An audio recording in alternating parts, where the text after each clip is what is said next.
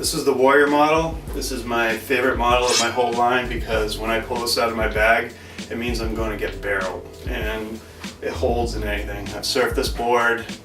I've been surfing this board for probably 15 years. The same exact model, same dimensions. It's just always worked for me. It's got a lot of hold in the tail, but it has a decent amount of outline so that the board's still maneuverable, but it's narrow enough where you're going to get a lot of hold. That's something crucial I learned living in Hawaii for years, is that they all get pinned out, your step-up boards, and I'll come off the bottom and then all of a sudden I see a lip coming at my head and I can't make the board maneuver fast enough, so I needed to add a little bit more width, but you don't want to add so much width that the board's going to slide out. So this has been a proven model that, like I said, I've been riding it forever.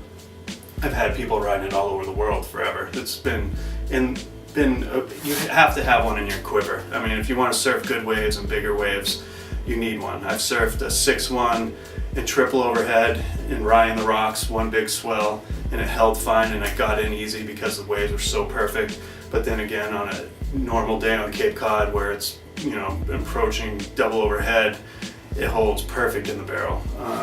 It's got a decent amount of nose rocker, a decent amount of tail rocker, so it still can carve and turn nice, and it's got nice flat straight right here for a lot of speed, so when you're in the barrel it's got a straight outline through here, and that's due to making it a little bit narrower. You ride this board a little bit narrower.